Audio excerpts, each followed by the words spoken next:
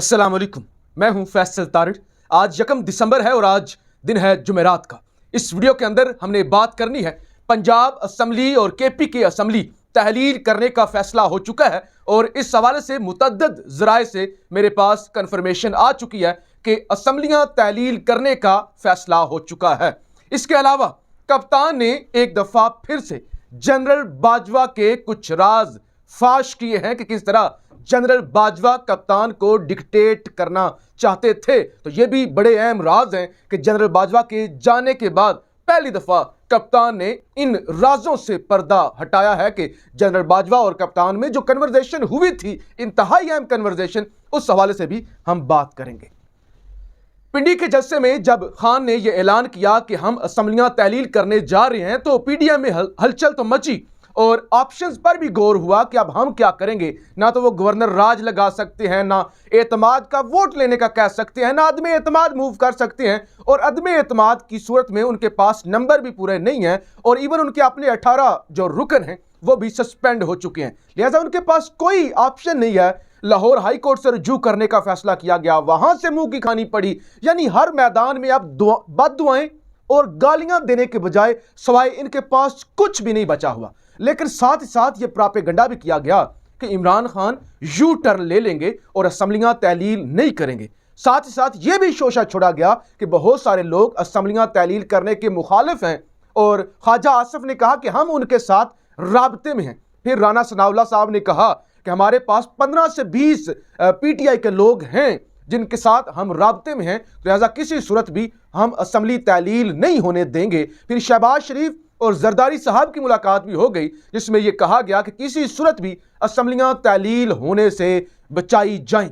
उधर से नवाज शरीफ ने भी हमजा शहबाज से रब्ता किया और कहा कि बेटा अब तुम्हारा इम्तिहान है, अगरचे तुम नालायक हो, अगरचे तुम्हें कोई काबिलियत नहीं है, नालायक हो, घमंडी हो, आधे हाथ से सलाम लेते हो, लेकिन बेटा ये करना है तुमने। अब ऐसे में खबरें ये भी आ रही हैं कि पीपल्स पार्टी और नून लीग का भी बंटवारा हो चुका है। आपस में इख्तिलाफात एक बड़ी हद तक बढ़ चुके हैं और नून लीग यह समझती है कि पीपल्स पार्टी की वजह से पंजाब में हमारा वोट बैंक तबाह हो गया है, पंजाब में लोग हम पर जान निछावर करते थे तो पीपल्स पार्टी के साथ हमने हाथ मिलाया है तो हमें वहां पे नुकसान हुआ है। तो अब यह भी सोचा जा रहा है कि पीपल्स पार्टी से जान छुड़ा ली जाए। तो लिहाजा ऐसे में कल बिलावल भुट्टो जरदारी एक तकरीब से खिताब करते हैं। वो कहते हैं मैं लिख कर देता हूं पंजाब और केपी के की असम्बलियां तहलील नहीं करेंगे, इन्होंने शोशा छोड़ा है। यानी मेरी नजर में तो बिलावल ने ये एक इश्तिहार देने की कोशिश की है कि नून लीग अगर चाह रही है कि असम्बलियां तहलील होने से बचाई जाए तो मैं इस तरह का बयान देके कि मैं लिख कर देता हूं कि लोगों ने शोशा छोड़ा है, यह तहलील नहीं करेंगे। यानी अगर कोई इरादा बन भी रहा है कि तहलील करें या ना करें तो ये फौरी तौर पर तहलील करें कि बिलावल को हमने जो है झूठा साबित करना है। तो यानी एक तरफ से पूरा प्रोपेगेंडा हुआ, एक तरफ से वो कि असम्बलियां तहलील नहीं होंगी, यू टर्न ले लेंगे, यू टर्न के मास्टर हैं। लेकिन अब मुख्तलिफ जराए से असम्बलियां तहलील करने की जो कन्फर्मेशन है, जो फैसला है वो आ चुका है सामने। सबसे पहले तो मुसर्रत जमशेद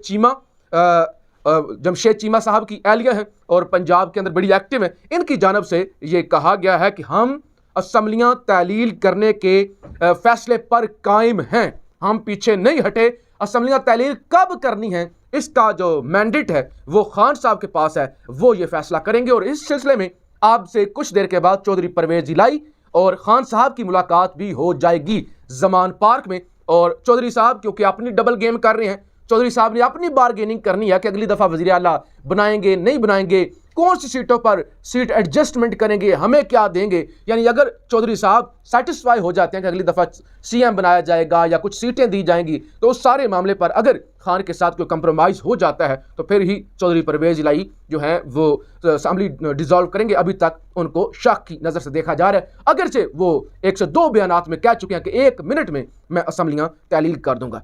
आप जनाब उसके बाद जनाब मियां असलम पंजाब के एक और सीनियर वजीर, उनकी जानब से भी यह कन्फर्मेशन आ गई कि हम इस्तीफे नहीं देंगे हम, बल्कि असम्बली ही डिसॉल्व करेंगे। असम्बलियां तहलील होंगी, ये नहीं होगा कि हम इस्तीफे देकर निकल आए और असम्बली उसके बाद वो डिसॉल्व ना हो, चलती रहे या उनका भी पूरे नंबर ना हो तो एक ड्रामा बना रहे, बल्कि हम पूरी की पूरी असम्बली ही डिसॉल्व कर देंगे। अब तीसरे नंबर पर आरफ हमीद भट्टी साहब जिनका ताल्लुक लाहौर से है उनकी जानब से भी ये कह दिया गया है कि किसी वक्त भी पंजाब और केपीके की असम्बलियाँ तोड़ दी जाएंगी। इस हवाले से भी फैसला हो चुका है और ये तमाम तर मतलब ये मामलात हैं, असम्बलियाँ डिज़ोल्व होने का तकरीबन फैसला तो हो चुका है। ये 3-4 मुख्तलिफ ज़राए से खबर आ चुकी है। फिर खान भी चौधरी परवेज़ इलाही साहब से मुलाकात कर रहे हैं। आप इस सारी सूरत हाल में नून लीग की लगी हुई हैं दौड़ें कि होगा क्या, ना तो हम असम्बली बचा सकते हैं। जियो न्यूज़ के मुताबिक नून लीग ने 2 ऑप्शन इकट्ठे इस्तेमाल करने पर वो गौर कर रहे हैं कि नंबर 1 तो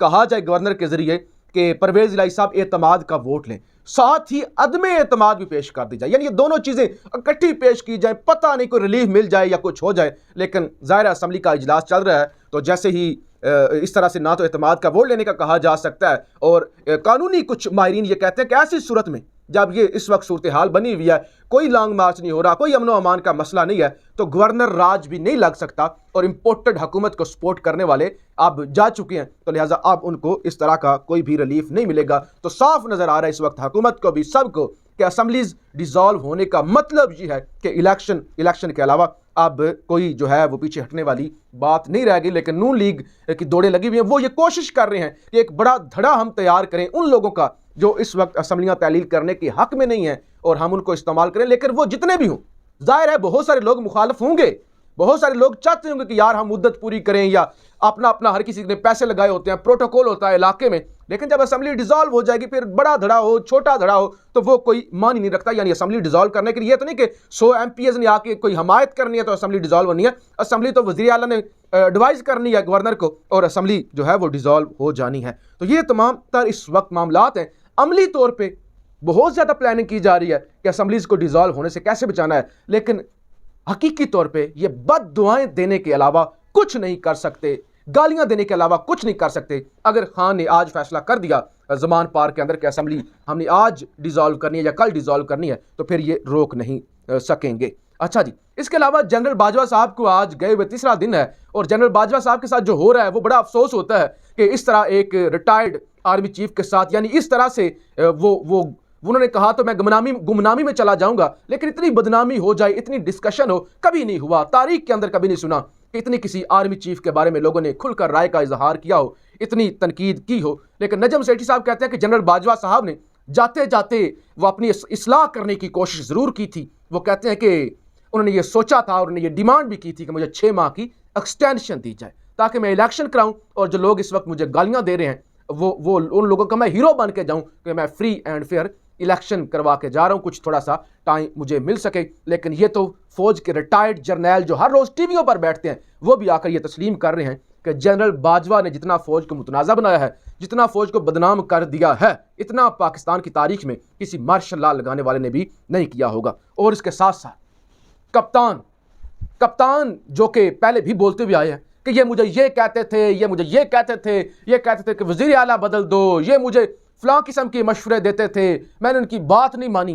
कल औरिया मकबूल जान साहब को खान साहब ने एक इंटरव्यू दिया और ये जनरल बाजवा साहब के जाने के बाद पहला इंटरव्यू था जो खान साहब ने दिया और उसमें सवाल किया गया कि बाजवा साहब ने जो आपको कहा था कि अलीम खान को आप लगा दें वज़ीर आला, तो उस पर खान ने थोड़ी और रोशनी डाली। खान जरा खुल के बोला। खान पहले भी बोला था जब बाजवा साहब आर्मी चीफ थे रावलपिंडी के 26 नवंबर वाले जलसे में कि तारीख में लिखा जाएगा कि एक शख्स ने किस तरह से आइन को अपने पैरों में रोंदा, धज्जियां उड़ाई और फिर असासे बना ली, और उसके बाद ISPR ने वजाहत भी दे दी थी कि इनका कोई ताल्लुक नहीं। अब कप्तान ने ये कहा कि देखें, मुझे ये कहा गया कि उस्मान बुज़दार को आप हटाएं और आप ये अलीम खान को वज़ीर आला बना दें, हम ये चाहते हैं।